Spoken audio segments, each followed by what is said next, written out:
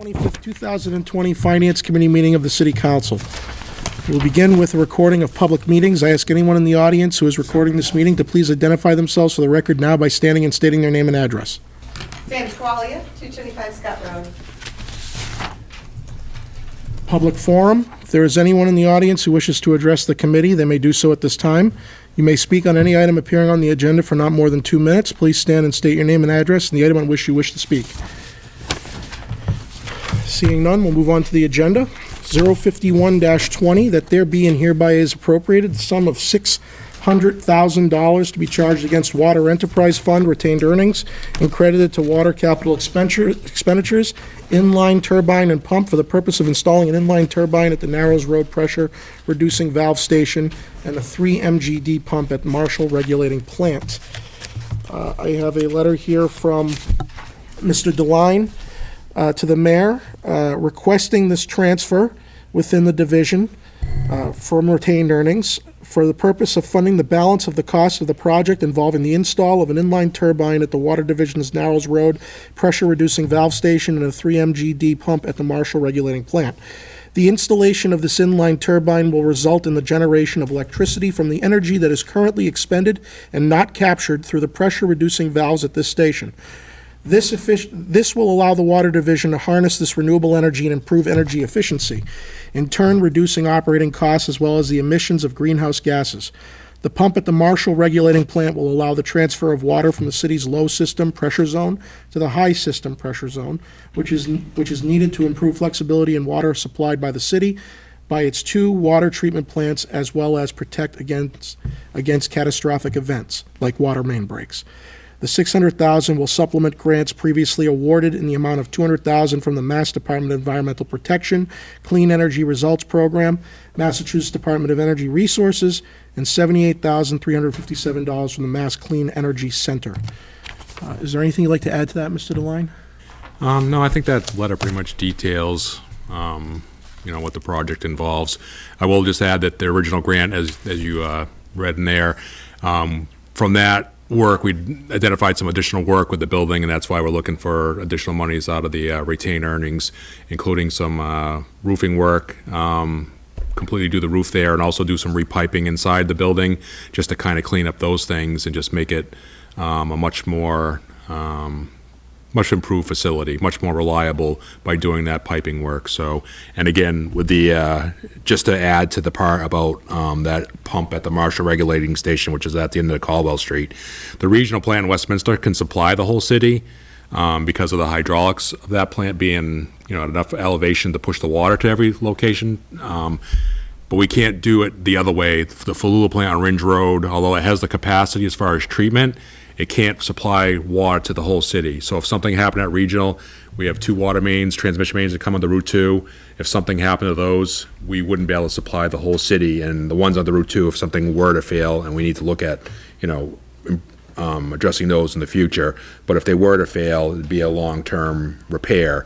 With that pump, we would be able to supplement flows to the high system and supply the whole city at least for a couple days during that period those repairs are completed. So to make much more resilient system, to make sure that if something is something that happens that is catastrophic, that we can mitigate it. Councilor Boschman. We talked earlier. I want to go back over here on the turbine part of it. You said we're going to generate electricity. How much are we going to make? Are we going to make enough? It's not a huge money maker. It's probably about in the $10,000 to $15,000 a year range at the flows we have now. If flows increased, it would be more. But it's something that the state wanted to. They actually reached out to us to do this, and the additional work that we get out of it, improving the station, is worthwhile in itself. So Now, not to try to be a wise guy, not me, but are we going to also charge them a delivery fee because we're generating the thing and we're going to ship it to them? No, that like they do to the consumer and us? Unfortunately, that doesn't happen that way. So Oh, it doesn't happen. yeah. I tried. All right. If there was a possibility, I'd try too, because our electrical costs are very high. So. All right. And with this 10 or 15,000, are you planning on taking this extra cash and perhaps reinvesting it in different things? I mean, it's small enough that, I mean, it will go back in the system. It'll just, over the long term, in the next, 10, 20, 30, 40 years, it's going to add up. So, and that'll, help us, in the long run. Well, maybe we should just throw it back in that 12 million grant that we got, an extra 15,000 a year, plus what we're paying, pay it off faster. Yeah. All right, that's okay, hold on. Just how much would be in the balance? What would be the balance of retained earnings? We have about 1,023,000, so it'll be down to 423,000. We do have a couple loan payments that are ending after this coming fiscal year, so we'll look at bringing that back up at that point. So there's going to be a little draw here, but with those loan payments going away, that'll help us bring that back up. So, and this is something that really needs to be done now, just to move this project along. Just as long as we're aware of bringing it back up. Yep, absolutely. Yep. Okay. I make a motion, we accept 051-20. Second. Motion made and seconded to approve 051-20. All those in favor? Aye. Opposed? It is unanimous. Thank you. Thank you. I got to rush out to the Conservation Commission now, so have a great evening. Thank you. Take care of yourself. 052-20, in order that there be and hereby is transferred from within the sum of $10,100 to be transferred from building expenses, contracted services, and credited to building personal services custodian. I have a letter here from the building commissioner, Mark Barbadaro, to the mayor on February 12th, stating as follows. This transfer request is for the purpose of paying for the cleaning of the municipal offices at 166 Boulder Drive for the duration of the fiscal year. For several years, the city had been using an outside vendor for custodial work. In February, the city hired a part-time person to replace the outside vendor and to perform those same duties. This arrangement is meant to be temporary and will change when we move back to 718 Main Street. So from what I gather, we had a private contractor doing the work, and instead of having that private contractor continue, we brought in a part-time person to assume those duties for the remainder of the year, fiscal year. To the chair, Yes. we're not going to pay that part-time benefits, right? Do you I know? would think not. Correct. Yeah. So, The No- only- no the only- benefits. The only other added cost is the employer's share of the Medicare tax. All right, okay. All right. I make a motion, we accept 52-20. I wish somebody's got something to say. Second.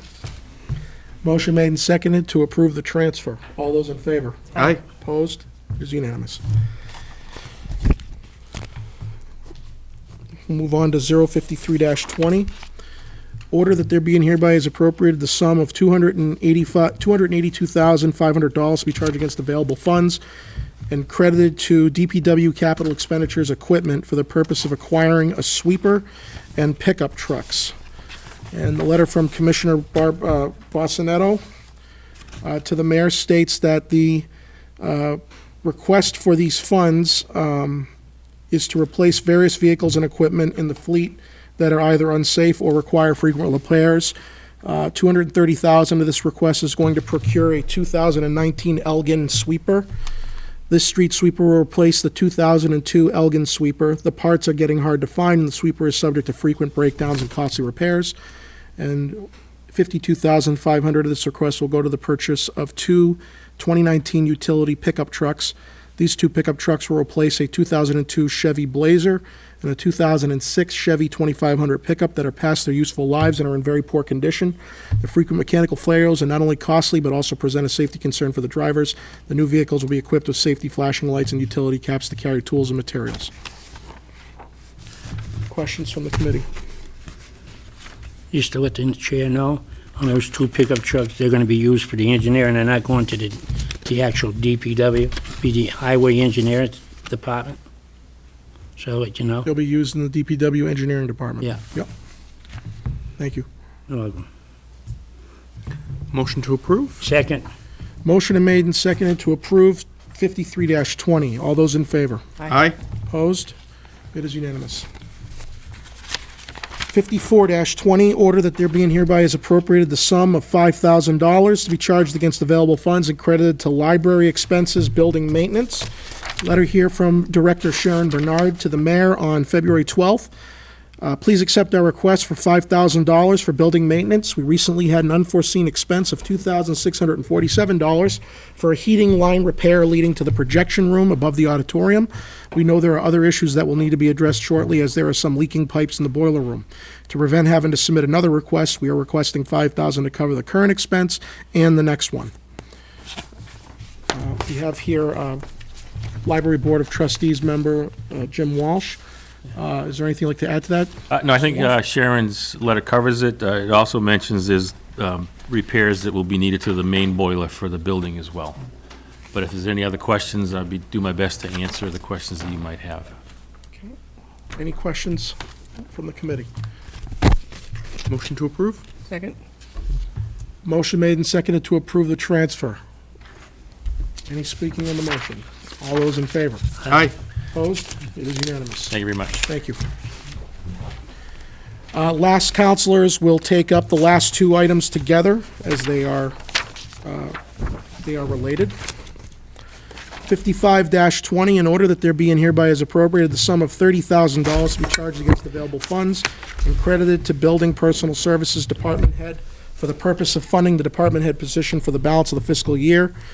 And 57-20, an ordinance amending portions of the city code and establishing a Department of Facilities Management and a Director of Facilities on an enclosed ordinance. I have in my possession a brief letter. Councilors, you should have had in your packets the actual wording of the ordinance and the draft of the job description. Yep, I have that letter.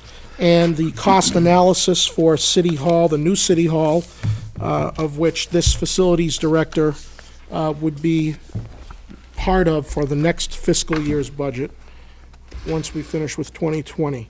Letter here from Mayor DiNatale to the City Council states as follows.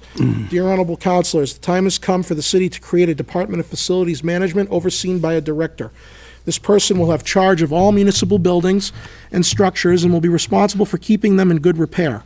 They will assist in capital planning and construction oversight. They will be responsible for safety inspections and other efforts to limit insurance risk. Funding for the director's position will come from two sources. With the move back to City Hall, there is projected to be funds available for two positions, a director and a building custodian. The director will have direct oversight of City Hall. The second source will come from a reduction in insurance premiums generated as the director pursues inspections and repairs that lessen the city's insurance risk. In another letter, I have requested funding for this position for the balance of the fiscal year.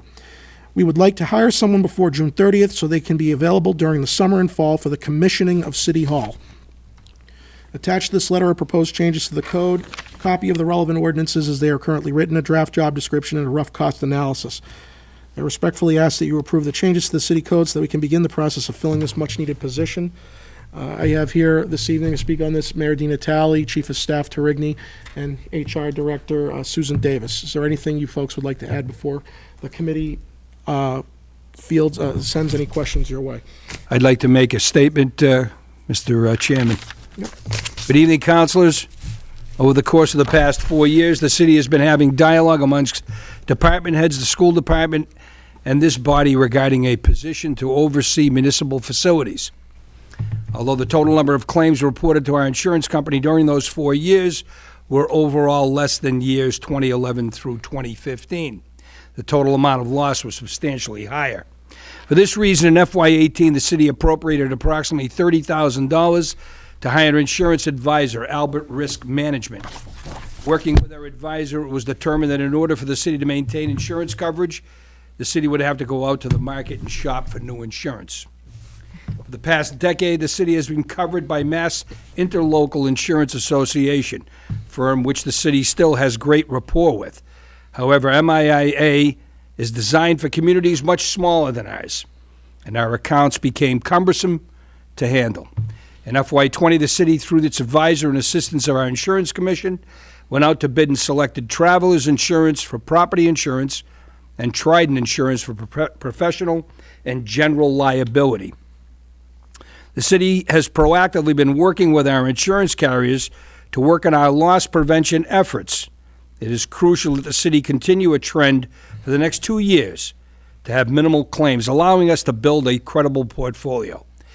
Best practices, continued investment in capital, and the position to oversee this progress is necessary if the city is to achieve this goal.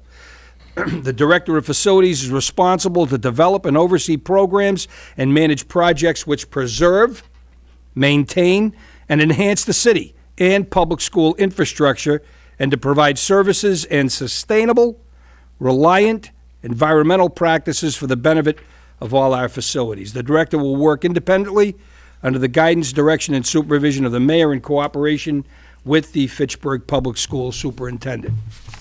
The funding for this position for the remainder of this fiscal year will be funded through the order that is before you today. Thank you for passing that. In the upcoming FY21 budget, the costs associated for leasing our current space at 166 Boulder Drive will be utilized to fund the position, including a 25% share to be charged to the school through indirect costs. It must be mentioned there will be a time of overlap between the beginning of the new fiscal year and the time by which we occupy City Hall, where funding will need to be budgeted to cover this cost. This will take place over the course of the FY21 budget preparation period, scheduled to be submitted to the council on May 15th. Thank you. Questions for the committee? Councilor Boishman. I had a question. Do I address the question to you, sir, or can I address the question at the table? If I'm not mistaken, when I read the letter you sent out to us, and you talked about the problems that we had at Crocker Elementary School, Rango School, and all that. When those problems happened in our school system, it wasn't the fault of anybody. We had a severe bad winter. It was very, very, very cold.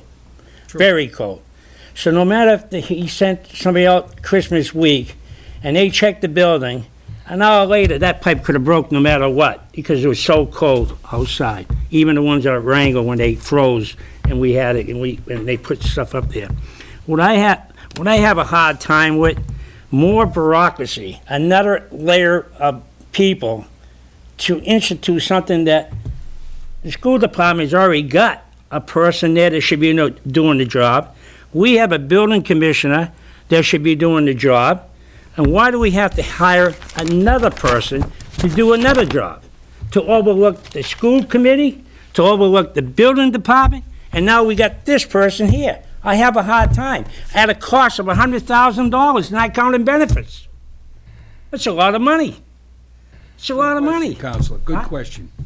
Let me try to explain that to you. Some of the people you cite, that is not their job to oversee projects in the city. Part of the task of this individual will be city buildings. Let's not just focus on schools. There are 8 school buildings. Let's talk about City Hall, the library, the senior center, DPW, the police department, and the fire department. This person is going to be taking a look from 60,000 feet up that is going to be looking at how we approach our capital buildings in a proactive manner. All right? What you cite at Crocker, for instance, that was a 4 or 5 day event. All right? Because granted, we weren't really paying the attention we should have. It was during a vacation week. But this individual, part of that function of this individual will be to suggest measures that we can take in terms of hardening our boiler system, for instance, giving us warning systems that will alert the fire department, for instance, that the water continually is filling up at Crocker and blowing steam, which went on for 4 days. That's the kind of thing, that's the kind of thinking we're going to need with this position. Someone who has that forward thinking. They're not going to get out there and roll their sleeves up. Maybe they will at times. They're going to be taking a look at all our capital buildings and getting them on a schedule for us to look at the boilers this week at Crocker, Rheingold, at the City Hall, at the library. You know, and also having a centralized reporting person. Everything flows to that individual. That I think is what's effective. Part of the problem here is we've got people that have got a responsibility for things that go beyond what else they've got to be responsible for. And I don't think it's fair to ask. The building commissioner does not have time to work on projects, demonstrate a commitment to loss prevention and risk management. He's got his own job to do. That's not part of being the building commissioner. To be proactive and look forward as to how we can maintain our buildings, how we don't get caught in the problems that we've had in the past. Mr. Chair, my only fault, my thing here, I hear him talking, and I don't want to blame and put the finger on anybody, but if you get an empty building, if you have an empty building, if we go on vacation, don't you think you should have somebody come up here in the morning and at night and to inspect your building? In all to see- fairness, Counselor, we've made that adjustment. That was, as a matter of fact, when we began the winter, when we had some periods of very, very cold weather, fortunately, we've had a mild winter. Right. The superintendent and I and Craig Shalafo, the business manager, we got together and talked about the importance of having the custodial staff, and they paid the overtime to be there during vacation weeks to make sure they're visiting those buildings and doing walkthroughs. All right, so that kind of a situation at Crocker doesn't happen again. And Mr. Mayor would also add to that, that's not just a standard procedure now for the schools. This is for every building. An email is circulated throughout the city to department heads to schedule their staff accordingly for that very reason. Then I want to go back here to custodian estimates. I guess it would be either you or Calvin. Custodian what, Counselor? Estimates. The maintenance person. Are we hiring somebody full-time, or are we going to look to farm that department out? Custodian, To clean up City Hall? City Hall, brand-new person. Brand Yeah, new person. Position, yes. Yeah. Will you tell me something? Why aren't we looking, since we can't go nowhere, and everybody keeps on telling me that we can't do it? We can't hire a person today and say to that person, you're no longer going to be on, you're going to get health care, but you're no longer going to go on to the pension plan. You're going to need a 401k plan. If you told me that, I hire that.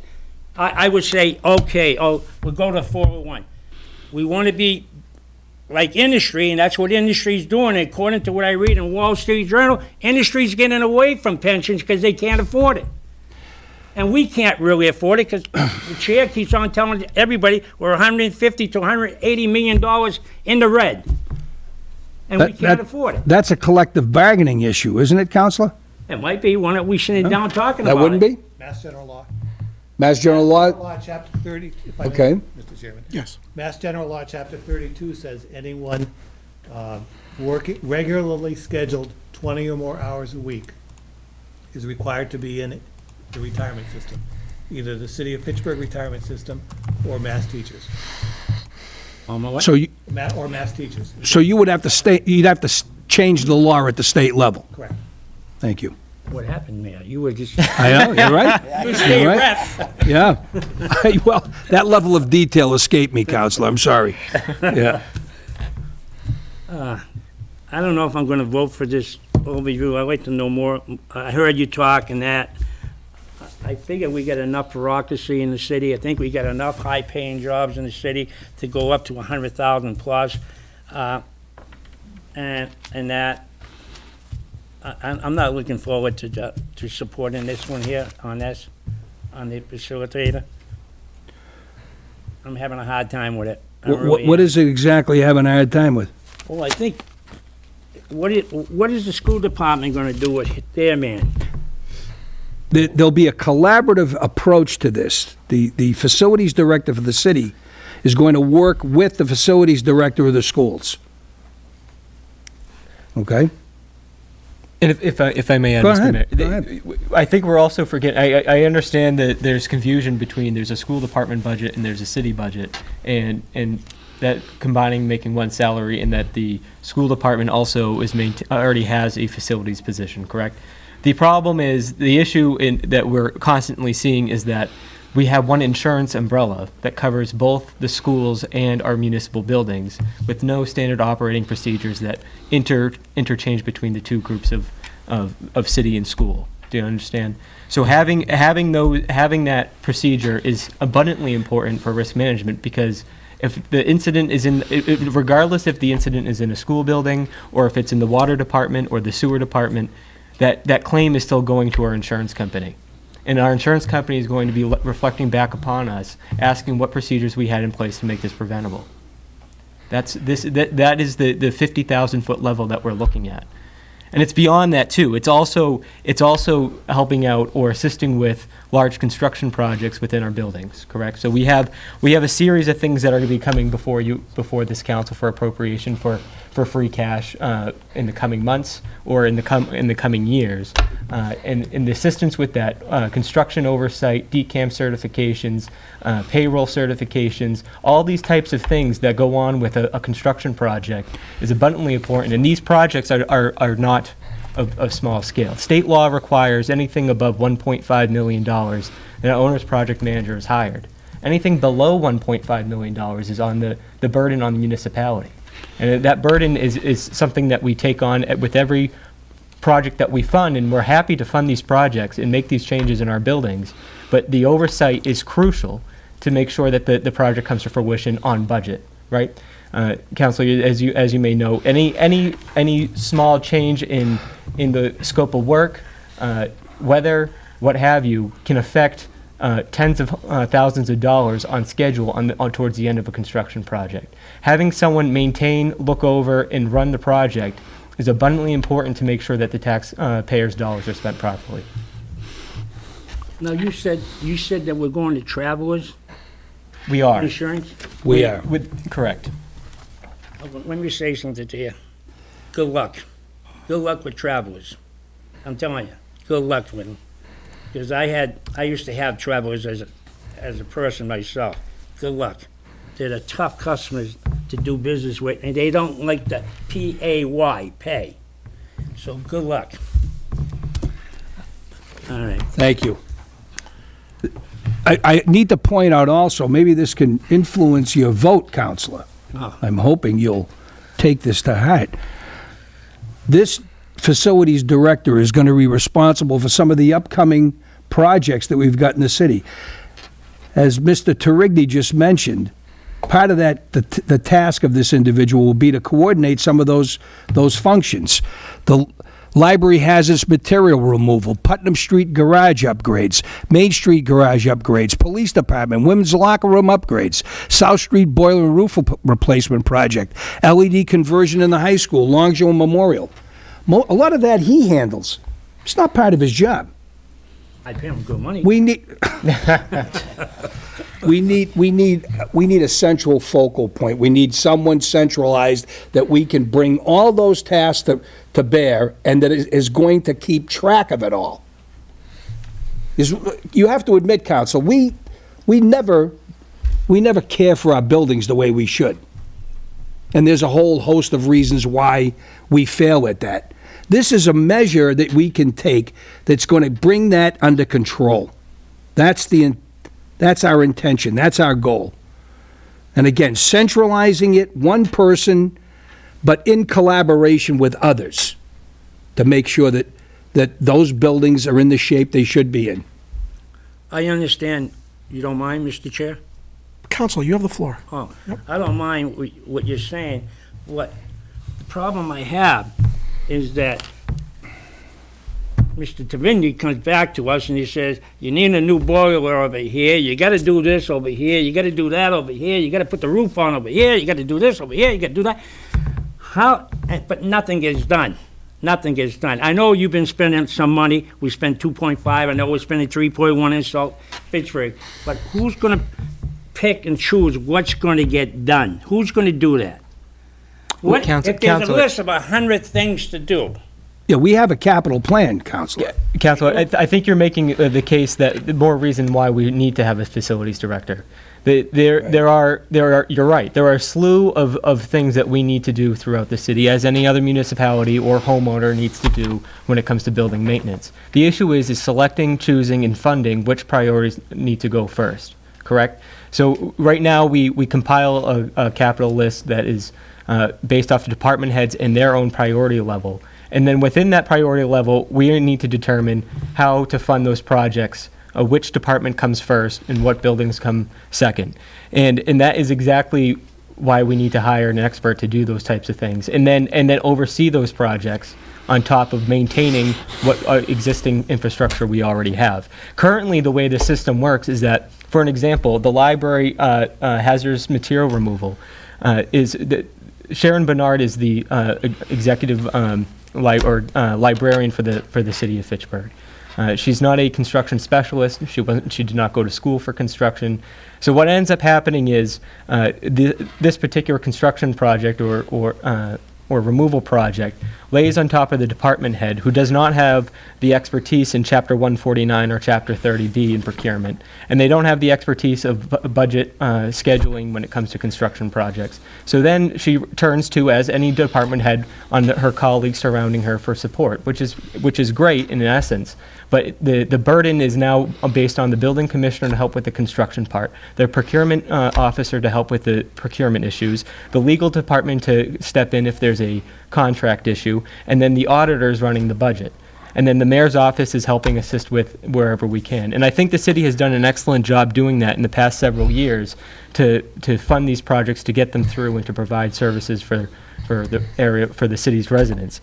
But it's not an effective means or an efficient means of doing an actual project. And I think then you find us coming back for more for budget schedules or for construction delays. This position is sole purpose is to overlook those things. But we saved a lot of money. When we got a legal department already, so he should be doing the legal work on that. We got a procurement officer that we pay for, he should be doing it. We got a building commissioner that should come over and say, hey, that's asbestos and you can't do it that way, you have to hire this kind of a person, and she does that. Councilor, I think we're in the woods view when you take it at that level and not looking at the forest as a whole. So, and I would disagree with, in particular, about the building commissioner. The building commissioner's job is not to overlook our buildings. His job is to enforce our zoning code, our zoning code only. That's right. Okay, And let so, me but ask you because he has expertise in buildings and building specialties, the city always relies on our building department, the commissioner and his staff, for advice and whatnot to move forward. But their sole job is not to run construction projects for the city. Okay. Can I just jump in a little bit? Please. I'm the city auditor, right? Yep. I keep the books. I also oversee insurance. And because I'm overseeing insurance, I'm the one that's supposed to be pestering department heads and all for doing safety inspections and roof inspections and all of that stuff for loss prevention and establishing loss prevention programs and all of that. That's not what I do, but that's part of my job right now. And that's something that would shift over to a facilities director. Because he would have the expertise and the time and the knowledge to get in there to do the safety inspections and the roof inspections and to do the other things that need to get done in order to lessen the risk we have for insurance purposes. I can do it, but if I'm doing that, I'm not doing a lot of other things, and it's not something that is really in my bag of things that I'm good at. I don't want to be. And I think it's the same with, say, the building commissioner or some of the other people, the chief librarian, the council on aging director. We can do some of this, but there comes a point where, are we better off to hire somebody that can handle that aspect of the work? To get back to Calvin, not to be a wise guy, but when I worked in the labor force out in the world, the real world, and when they downsized and they said, hey, you're going to go over here, and today you're going to go to do that job, and tomorrow you're going to go do this job. And if you don't like what you're going to get, they told me, here's the door, and don't let it hit you in the fanny. That's what they used to tell me if I complained. And I'm not trying to be a wise guy to read that. No, and I'm not complaining about it. I'm just saying this is what it is, and then I have to prioritize my work. because I can't get it all done. I mean, so, and the other piece is with the funding of this, if you look at the cost analysis, the funding of it comes from within costs that we are currently paying for our current locations. Now, there's gonna be an overlap and there's gonna be a doubling up of spending, but the cost of the position is part of what we're now paying for rent and other things at our current location. Yeah, because when I voted on that, I didn't anticipate to fund this position. I wasn't anticipating, I thought that extra money would go towards the expense of City Hall to knock it down faster. Have you thought about farming the work out? Hiring an outside contract to do it, sometimes what different communities do, the legal source is found out and they come in when they need them and then they get billed. Well, Council, typically, sometimes we like to entertain those options, but we know you're certainly not a fan of those options. Well, when it comes to benefits, because I'm taking after the chair, because he keeps on telling me about $150 million in the red, and that number's stuck in my head, no offense, Mr. Chair. I'm just thinking about the city, and I'm thinking about me being the taxpayer. Just remember that statement I made, Counselor. It's crucial that the city continue a trend for the next 2 years to have minimal claims, allowing us to build a credible portfolio. This will help us to get to that point. Mr. Shalifo, you heard him, right? Right. All right, you don't have nothing to say? It's not my turn, Counselor. I said enough. I had Counselor Walsh's hand and then Counselor Zarella. Counselor Walsh. I just wanted to mention, too, that the 4 committee members here present this evening are Boschman, Walsh, Zarella, and myself, Dean Natale. Counselor Kuchmarek let me know before the meeting that he's running late. He said he'd be here by 6:45 or 7 because he missed the train back from work. So hopefully he'll be here soon, but I just wanted to point that out. Counselor Walsh, you have the floor. Thank you, Council. One of the things I'm wondering, if you could address, how many buildings beyond, there are 8 school buildings, how many buildings are we talking about that this person would be responsible for? Yes, Councilor. So there's a total of 16 city buildings, and then a total of 8 school buildings. So we're looking approximately 24 buildings together, and that cumulatively about 1.6 million square feet. Okay, and this person would work in conjunction with the Director of School Building Maintenance? Yes, ma'am. Okay. And how close is this, the cost analysis for City Hall? I mean, I understand estimates are estimates, but how finite do you think that this Sure. estimate is? And I don't know if that's a Yep, question I for think Mr. Brooks. Mr. I'm happy to answer if you prefer, please. You're asking about the right, so Current cost of the current cost. So the current costs were based on what we spent in 2019. Right.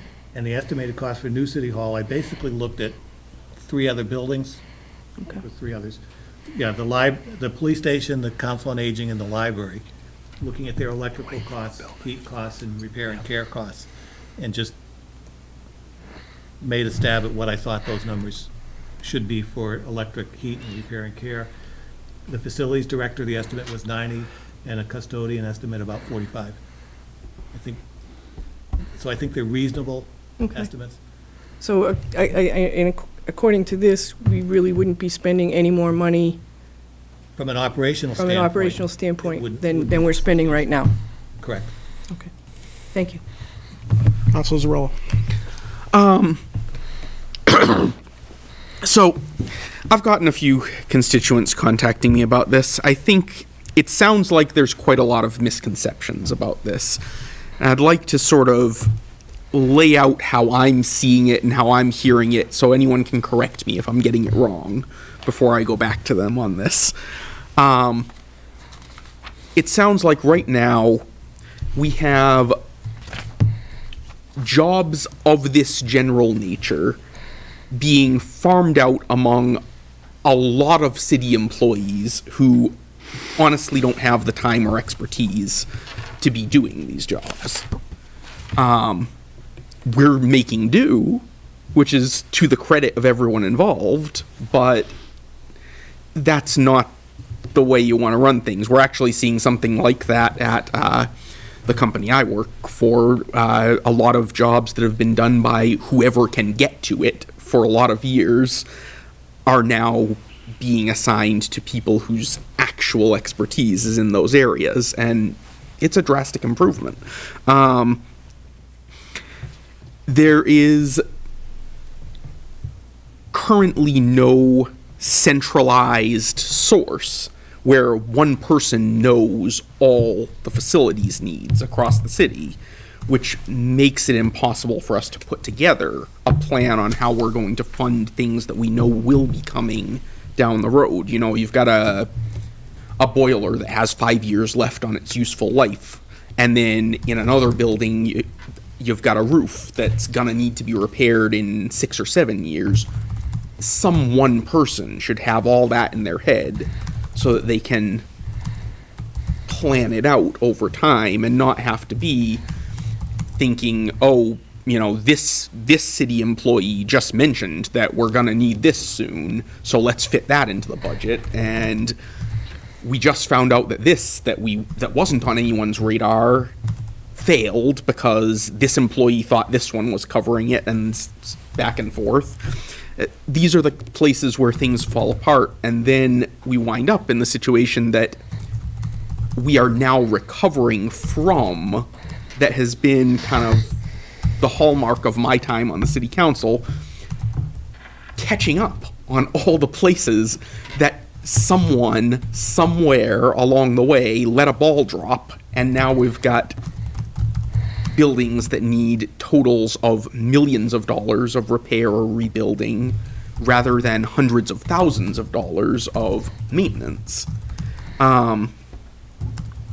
This position, it sounds like, will allow us to look forward more instead of responding to problems as they come up, even including preventative things like the pipes freezing. My colleague mentioned, and it's a very good point, you know, there should be procedures in place, and for that particular problem we now have procedures in place, but it took a disaster to get us to that point because there was no one whose job it was to have their eye on that.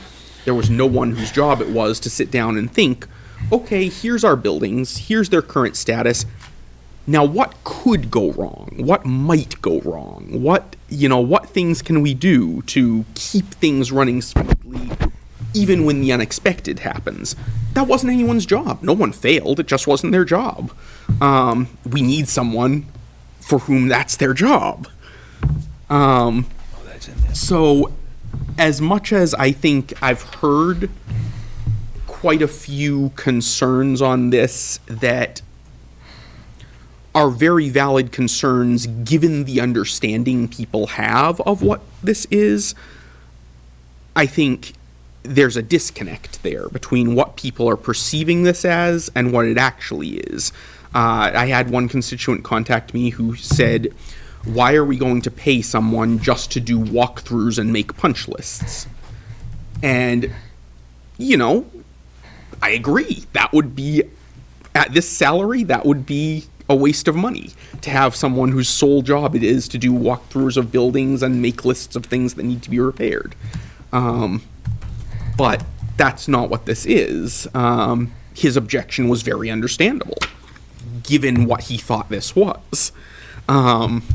So I think we need to do a good job going. I'm very enthusiastic about the concept of this, and I think we need to do a good job going forward of making sure that people in the city understand what they're going to be paying for here.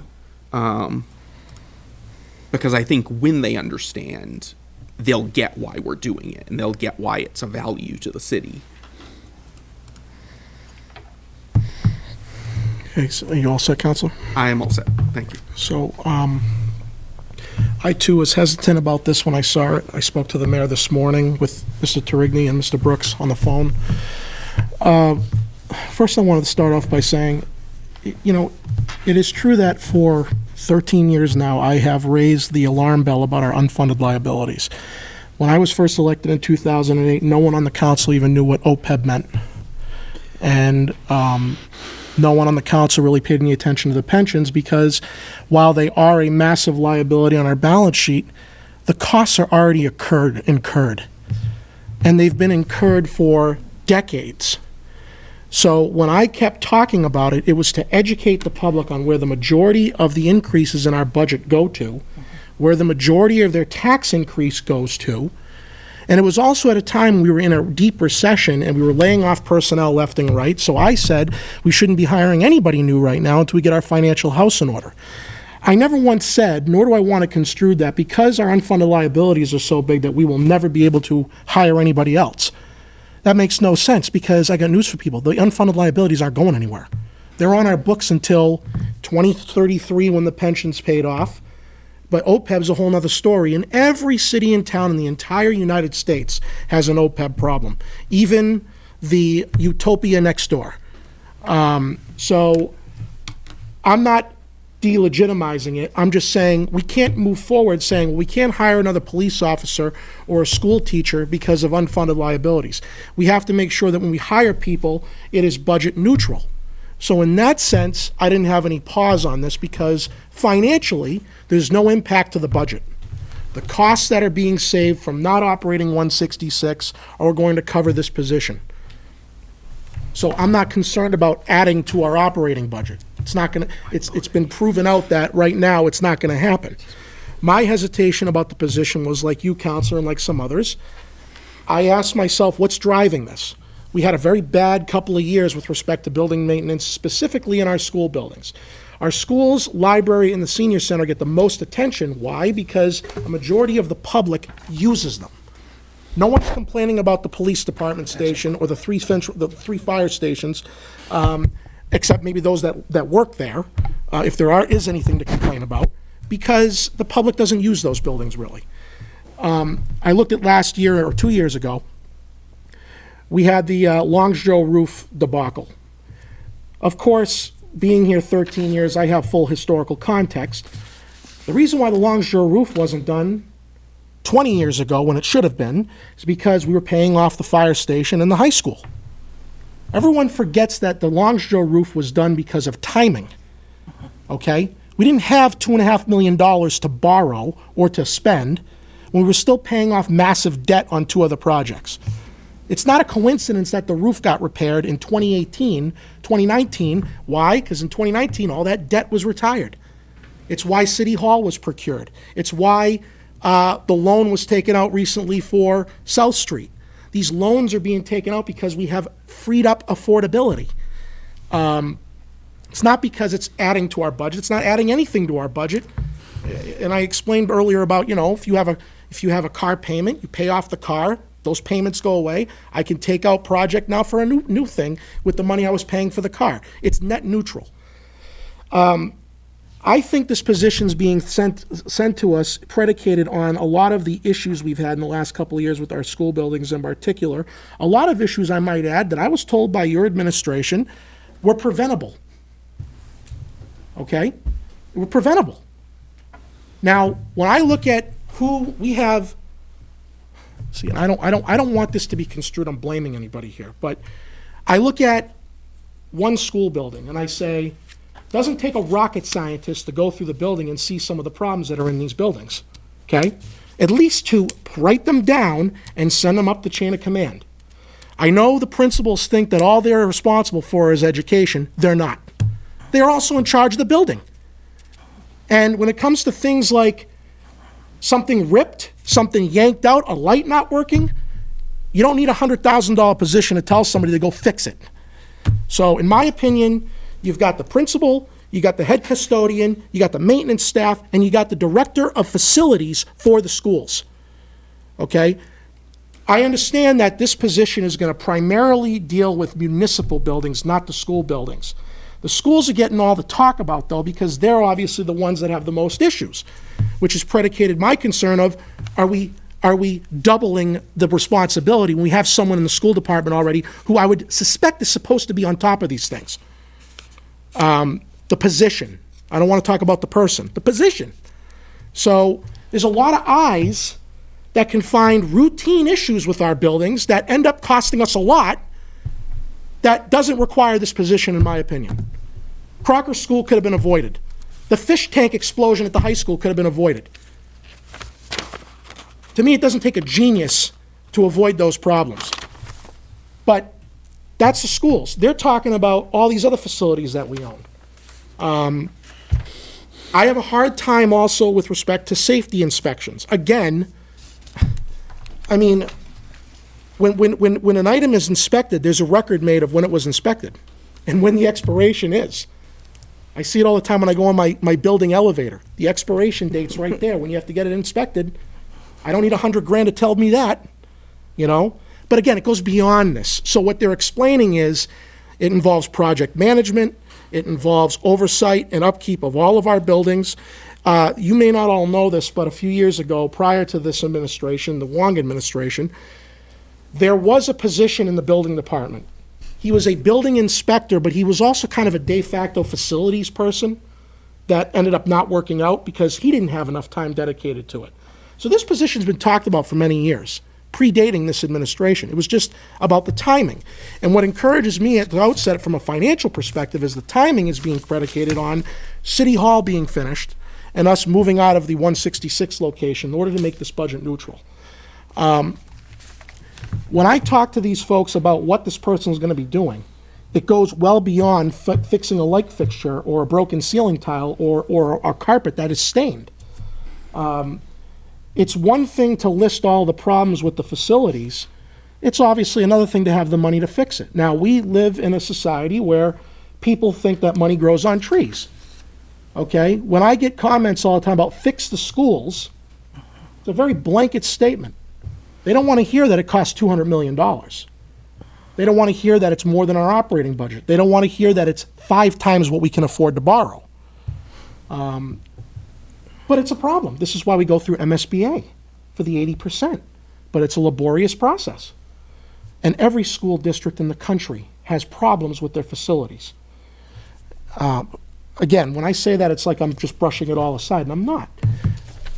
So my hesitation about this position was, is it really necessary, considering the fact that we've had issues in the past recently that could have been prevented by who we've already got in there? You know, and so I like Councilor Boschman, am torn on this one for me, because there are obviously benefits to why this person should be online, and there are reasons I think, there are things this person's doing that I think is duplicative, okay? And that's just how I feel on it right now. I don't really know how I'm going to go with this, because I see the value in many respects, and then there are some aspects of it where I say we have people, I think, that are more than capable of doing routine maintenance on our facilities and preventing an oh my God moment. And no one has refuted what I said earlier. A lot of these problems we had were preventable. This person was not necessary to prevent those things from happening. Now, if we're talking about a boiler system, a roof, window replacements, we're talking millions of dollars in projects that we're not going to be able to pay for anyway without MSBA. Okay? We have in our bond structure $12 million set aside right now for the reconstruction of Crocker Elementary School. Outside of that, I don't know of any other major loans we're going to be able to take out for major school projects unless it goes through MSBA's accelerated repair program. So this to me sounds like it's more about preventative maintenance and project maintenance. It's not about someone telling us that a roof needs to be fixed. We can figure that out ourselves. You need the money to do it. So I'm bouncing around because I'm hesitant on it, because part of me wants to see this position go on and see after a year or two if it pays dividends. And I said to myself, there are people who have a problem with the $100,000 cost. Obviously, when you hire somebody to prevent costs from occurring, you need to assess how that person has done by looking at all of the things they were able to capture before it hit the fan and say, well, if we didn't have this person who found A, B, C, D, E, and F, it would have cost the city $1 million. And because we had this person on, it cost us $200,000 plus his or her salary of $100,000, so we saved $700,000. That's the cost-benefit analysis of this position, but I can't make that determination yet without the person being online. I want to see the person, part of me wants to see the person working for a year or two, get quarterly reports from this person on all the things that are wrong and the things he or she has done to prevent a major catastrophe, and understand if it's really the best bang for our buck. And I would assume it's going to be, but I don't know that for certainty yet. So I just wanted to give some historical context. This position is not new to me anyway. This has been talked about for years. It was really about the timing of when to pull the trigger on this. And I didn't appreciate the fact that every project we do that's over $1.5 million requires by state law a project manager. Owner's project manager. Owner's project manager. So that adds to our borrowing costs, that adds to our free cash costs when we do these projects like the Long Show roof. And I would assume the South Street School project's gonna require a project manager. That gets baked into the cost of the project. You have this $100,000 position, those costs don't get incurred because this person seemingly will be the project manager on these types of projects, correct? Correct. So, for me, it's not about the finances. The finances, to me, was the easiest thing to get over. It's budget neutral in the operating budget, and I'm confident that given what we can prevent, it's going to pay for itself probably in the first or second year. Are there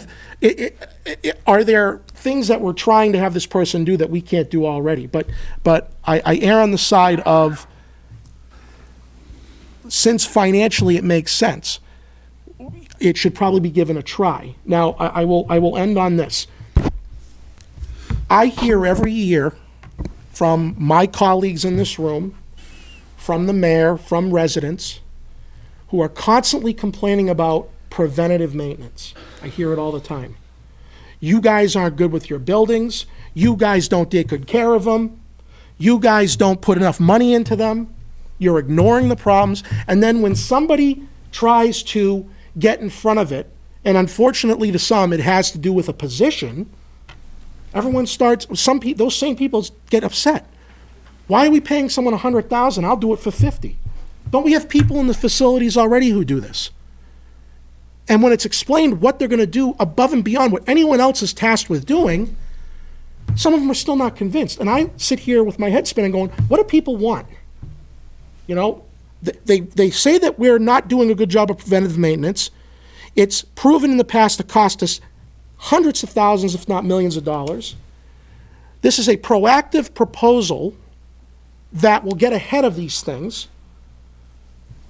Why is this frowned upon? I don't understand. The same people who frown upon this are the people who are the loudest about the fact that we aren't being proactive.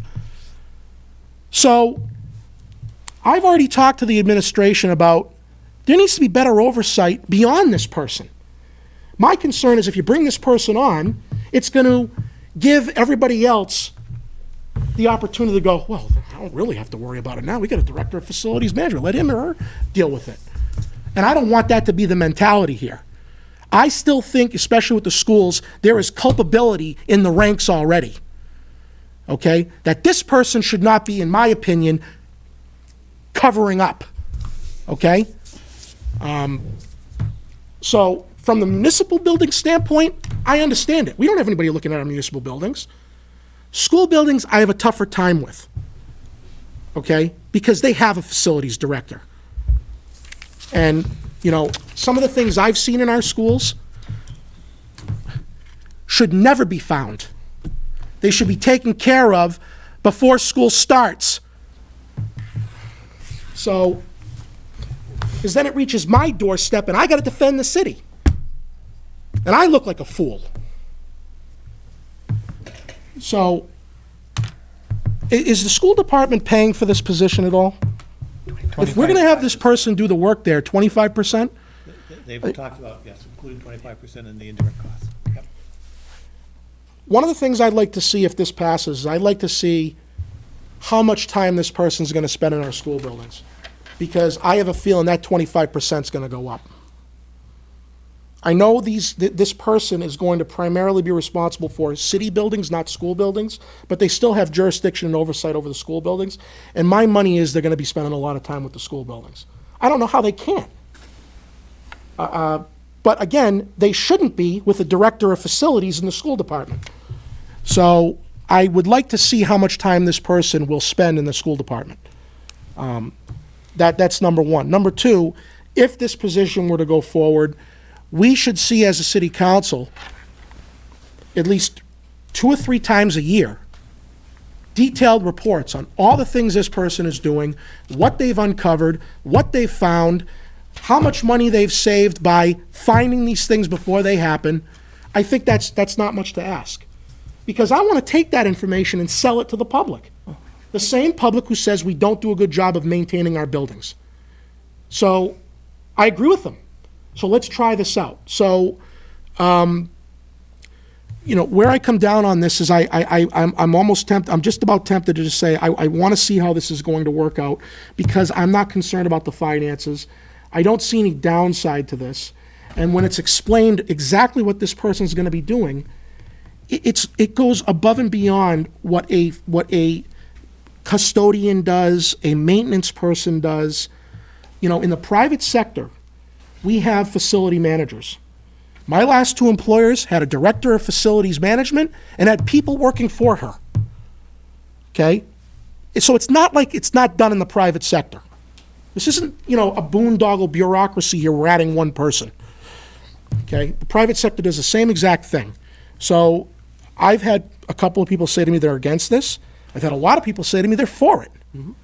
So I guess where I'm coming down on this is I think we should give it a try, see how this person does in the first full year, and do an assessment at that point. I'm sure the mayor's office will assess the job they're doing too, but I want to keep a close eye on what this person's doing for the schools. Because if it goes beyond 25%, then we got to start looking at the position in the school department, all right, and go hire a couple of teachers with it instead, because this person should not be spending all their time in the school buildings, in my opinion. Council President Kuchmarek. Thank you, Mr. Chair, and I apologize for my tardiness. Mr. Train on the way back to Fitchburg today.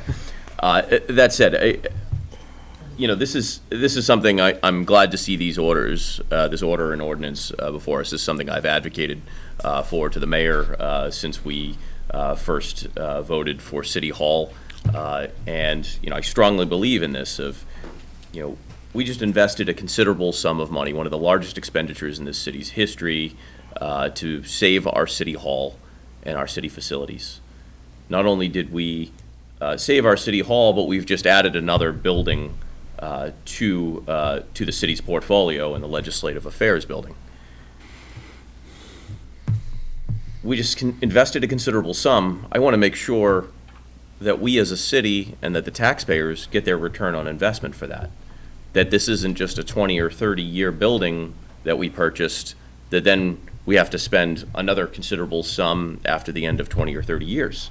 I look at this building and say, how do we ensure that this lasts generations and that this investment with small continuous reinvestment is something that is here for generations or centuries to come?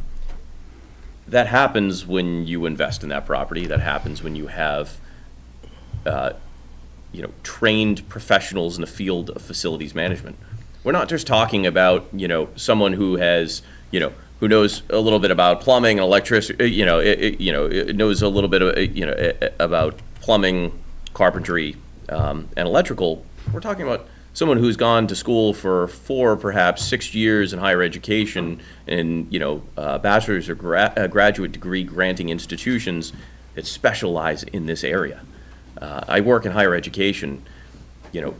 It's typical when you invest more than $20 million that you have a facilities director that oversees that building.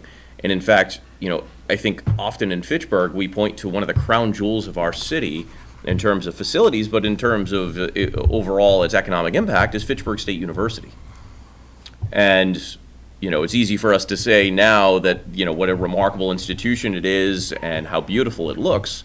We don't have to go back far. In the 1990s, the campus did not look so well, and that was not something the state thought they wanted to continue to reinvest in.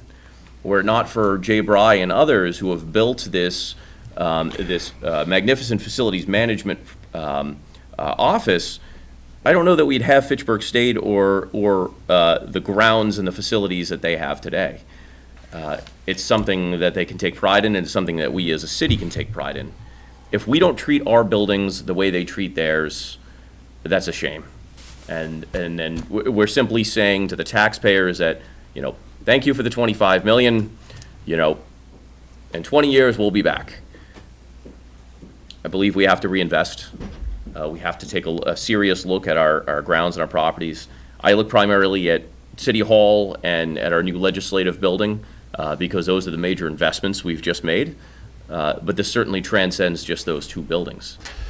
We often talk about ourselves the worst landlord in the city, and if that's true, this is us tackling that issue, and this is us saying we're serious about this issue. I agree with Councilor Di Natale that, I think we have to ensure that we hold this person accountable, that there's reports, that we see fully what this person is working on, the distribution of their portfolio between schools and city, and to ensure that, yes, there's enough work to be done.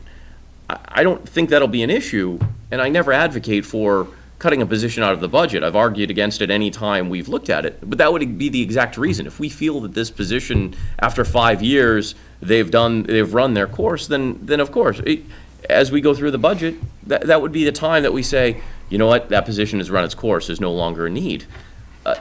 I don't think that's going to be an issue because we have, about 100 years of back maintenance that we have to do. But, perhaps this person is a master of efficiency and we can re-examine that when the time comes. That said, I think this is something we've heard spanning multiple administrations. We previously had a position partially funded. We've had increasing need, and now this is an opportunity to address those needs, coinciding with, again, one of the largest investments we've made as a city. So I will be voting in favor of this.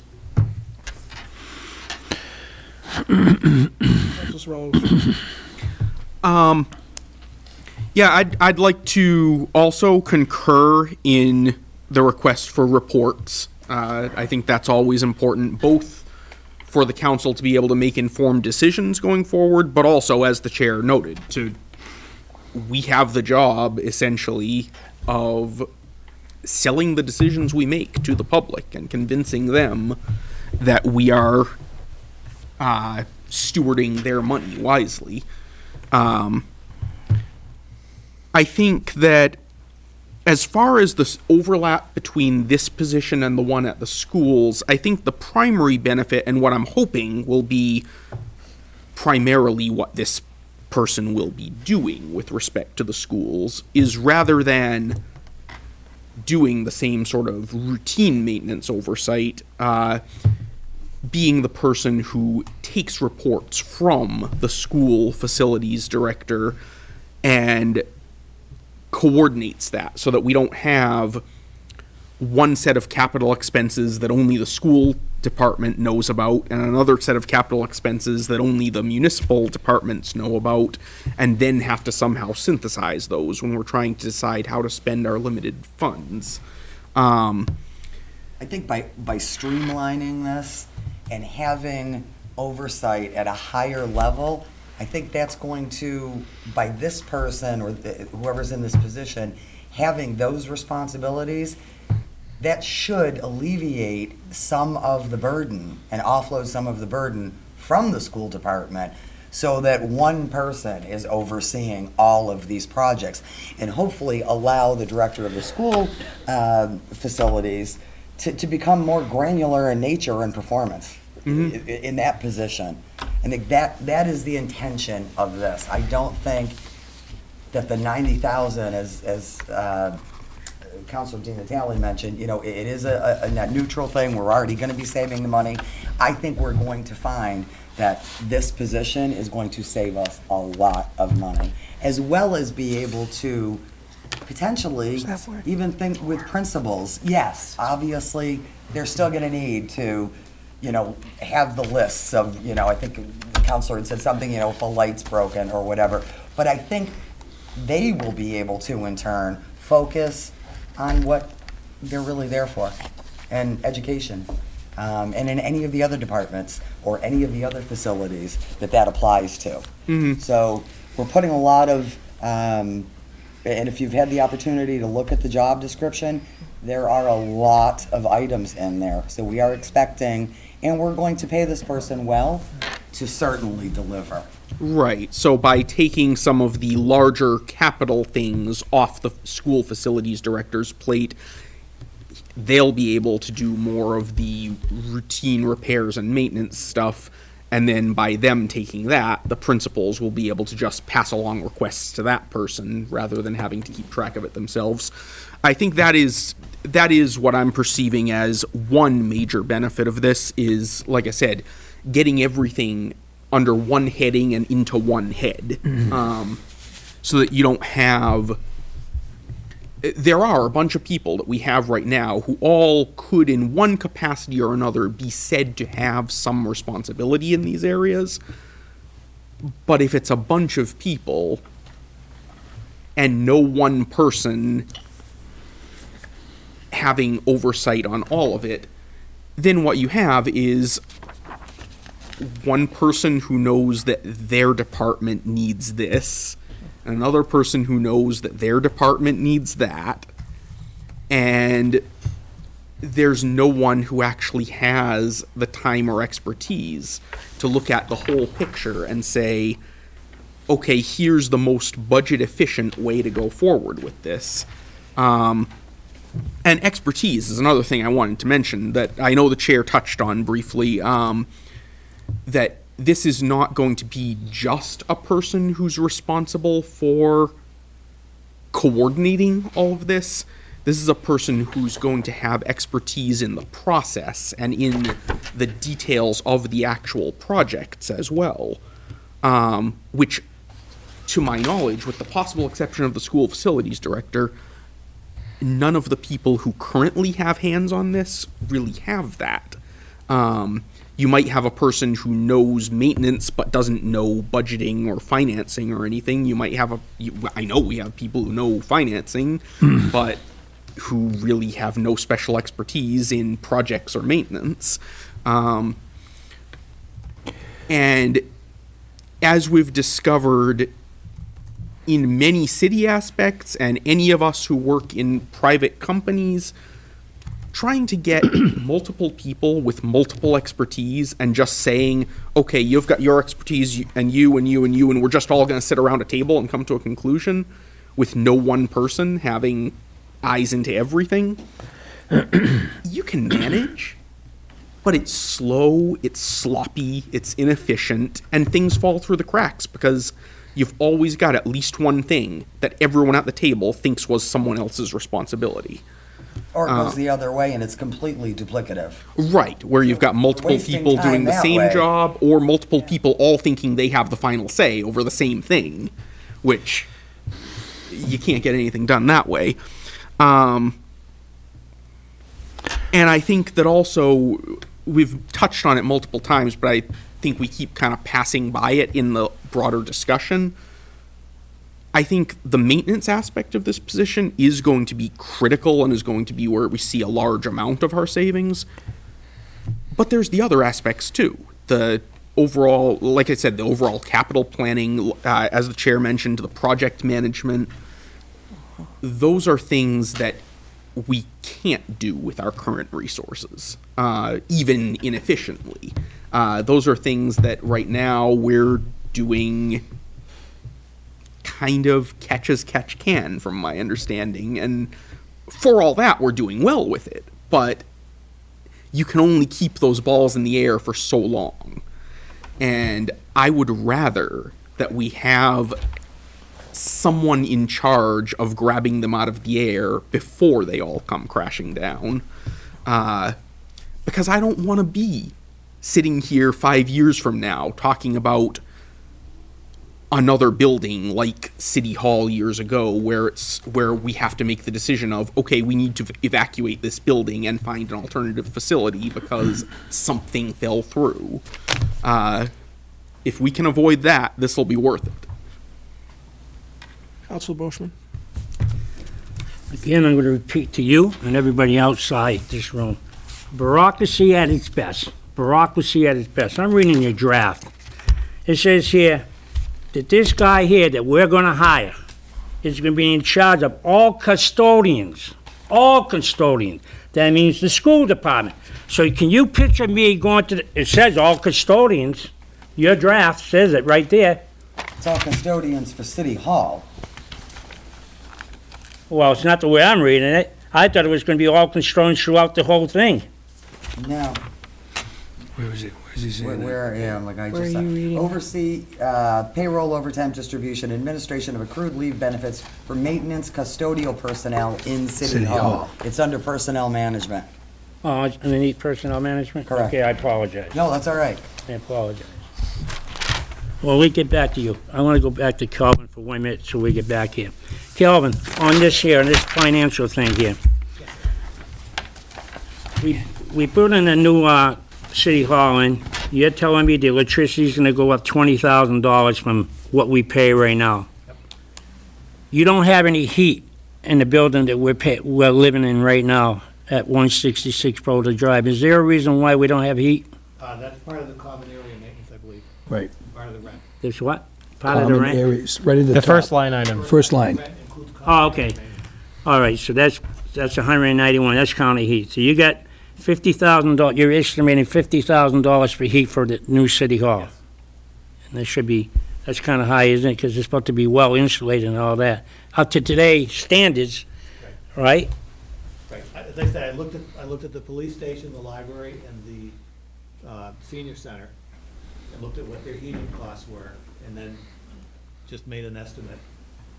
City Hall is maybe comparable in size or bigger, it's gonna have more staff.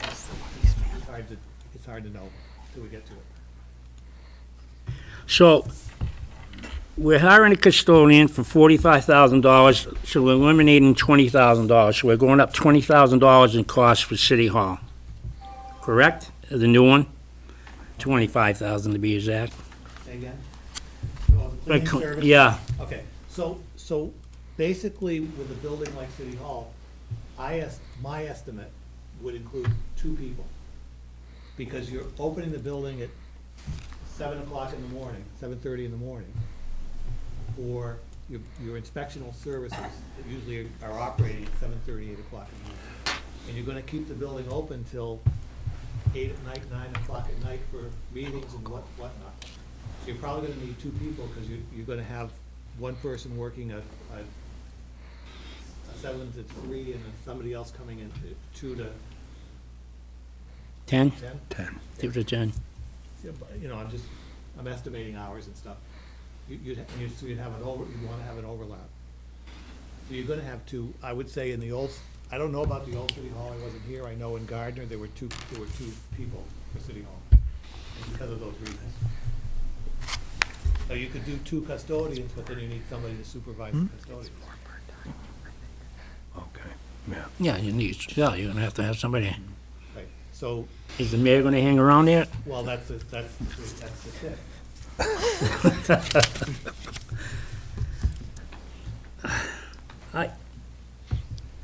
I keep on looking over to my left in the school department over there, and we had Bob Jockler at one time that went around. Remember when we took the big tour, and the first thing he showed us was Crocker Elementary School? And he Counselor, took- but I'm just using it for example. I understand that.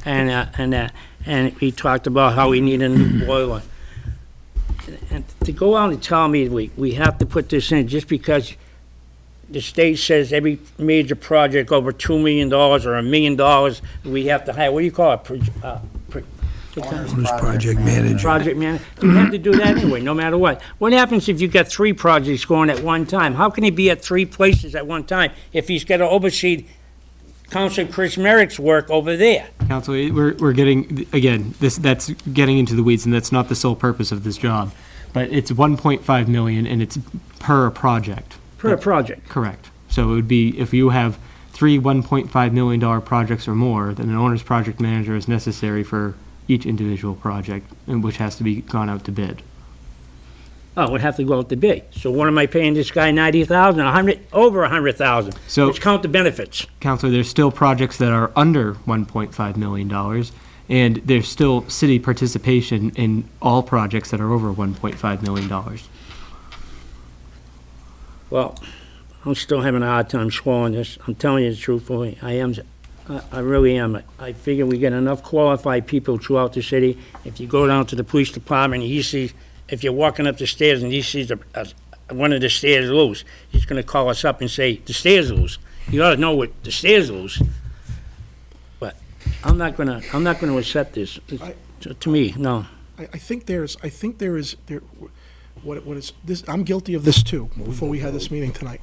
There is a misconception of what this person is gonna be doing because of all of the little stuff that we see throughout our buildings that can be easily noticed, identified, reported, and fixed.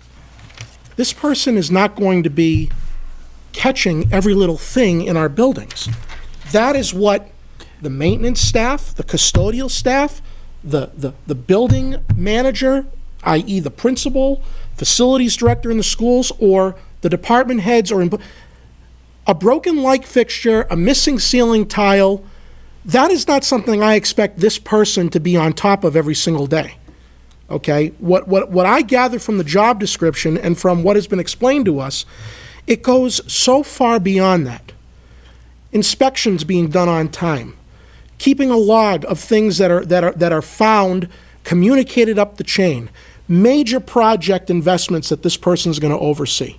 Okay? First and foremost, let's make it clear. We're focused on the schools. We cannot forget the other 16 buildings we own. I understand, sir. That has no director of facilities management, that only has custodial staff. Okay. Now, some custodians may be have electrical experience or plumbing experience, but they're not electricians or plumbers. And they're not tradesmen in the field of fixing building problems. They're routine maintenance. So while I'm trying to separate the capturing of the problems from who's actually going to assess them, analyze them, report them up the chain, and ensure that they get corrected. Custodians aren't going to do that. We have nobody right now watching our 16 buildings. And by nobody, what I'm trying to say is, and if people want to take this to mean that I'm covering up for our department heads, I'm not. The library director doesn't know anything about building maintenance. I understand. The police chief doesn't know anything about building maintenance. Fire chief, go down the list. We have experts in all of these fields, but preventative facility maintenance. So, like I said, I feel as if I can't adequately assess the dividends this job will pay unless I see it online. Now, we as a city council have a power that I hope everybody understands. If you don't like this position, or you don't think it's doing a good job, then you put a proposal in during the budget hearing to defund it. Am I wrong? So we can create the ordinance allowing the job, but the ordinance has no meaning if there's no money behind it. So let's say a year goes by and we get these assessments, these reports, and we independently feel as an elected body, this person's not doing it, or the position's not doing it. Nothing's stopping any one of us from putting forth a proposal to defund the job. And that is the reality of our power in this. They need us to approve the funding to hire the person. They also need us to continue the money flow. You don't have the floor. So if any one of us has a problem with this, and we have a majority vote, that job is gone if we don't pay for it. So there is some coverage here on our part if the job's not getting done. The question I would have is, let's see someone actually do it. I mean, that's it. So that's your out. If you are on the fence about this, I go back to the fact that we are routinely attacked and criticized for not doing a good job catching things before they happen. And you don't see any greater example of that than City Hall. Why is City Hall being redone? Because it wasn't maintained properly before the trusses failed. Little problems turn into big problems over time. That building, the $23.5 million we're spending on it, is because we weren't doing anything about it. I look at that as a prime example. So I ask myself, if we already had a facilities manager and maybe one or two employees and they came to us for another person, I'd say, yeah, you're right, forget it. We don't have anybody responsible for this. And the private sector, they have people solely responsible for facility oversight. So I don't want to hear anybody say, well, private sector doesn't do this. This is public bureaucracy at its best. What do people want? And I'm including some people on the council who love to complain, who love to say we're not doing enough, and then when there's a proposal before, they go, why are we doing this?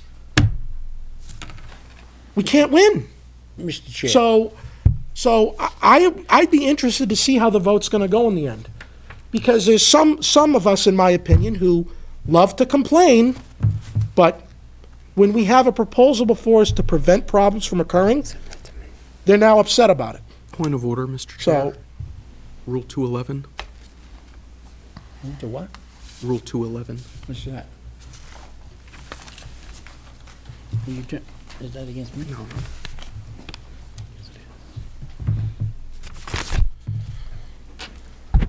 I will use the public then. The public criticizes this city for not having the foresight to take care of our facilities. And when proposals come before us on how we can address that, we get pushback from those same people. I want to see how it's going to work out. And if people are upset about the money, it's already been stated many times. It's not going to cost us anything. It's neutral. I want to see what this person's going to do. And if it's not working out, we can get rid of it. And that's it. I mean, that's just how I feel on this. I'm going to have a problem with this if that person spends a lot of time in the school department. That's where I had a problem with this. That's primarily where I was on the fence with this council, like you were. The schools I'm with you on, but we have 16 other buildings that aren't getting looked at all. That's why this person better not be spending the majority of their time in the schools. So that's Mr. Chair. 055 and 05720. Second. On the motion. Motion made and seconded to approve 055 and 057, and my apologies for overstepping my bounds on the council rule. My apologies for that. On the motion. Council Boschman. On the motion, to get back to what you said. Two things I want to say. If the mayor tells me that he'll put, that person will come in front of this council every 3 years to get reappointed. And number two, there's only one person since I've been on this council that we weren't satisfied. We stopped the defunding of the position. Only one time. It only happened once. Never, I have never seen it happen prior to that. That was the only time, and I've been on here 6 years, that I ever see it happen. So when you say we can stop the funding, you're talking about 11 people agreeing. We can't agree. We can't. It's as simple as that. We don't come to agreement. The hardest part of the job is the 11 of us. That's the hardest part of the job. Council, if I may, Go ahead. I think for the most part, this council works very well with each other. I'm not saying, I'm not putting this down. No, and for the most part, especially on this committee, we're usually in unanimous agreement or 4-1 on many items. And even the person who may be against something has sound logic why they may be against it, and that's fine. You're correct. I don't remember very often where we actually stood up and defunded a position that was online. I know of one instance, and it's one you're talking about, and we did it. Right. And you don't need 11, you need 6. So what I'm just trying to say for the public viewing here and for the council who may be concerned that once this position's on, they're never going away, unless the mayor says so, I'm just trying to tell people legally that's not the case. We have power over that too. Now, I guess to mollify your concern, this may be a legal question, but if the appointment is made and it's a 3-year term, but in year 2 of the appointment, we defund the position, is that person still legally allowed to work for the city? Or is the funding override the appointment? Like if the appointment's for 3 years, we have to fund that job for 3 years? Or can we say in year 2, no, we don't want it anymore, we're defunding it? I think the appropriation would control that. Yeah, yes, I would agree.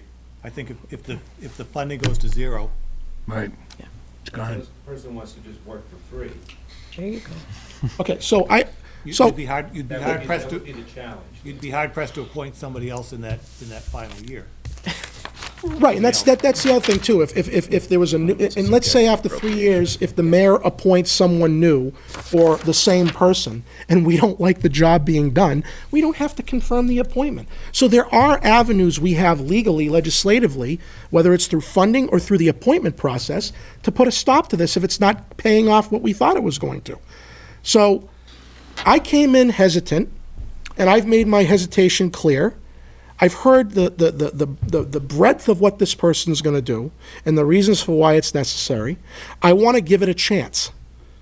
I want to see what it's going to do for this city and show us that it's going to pay off.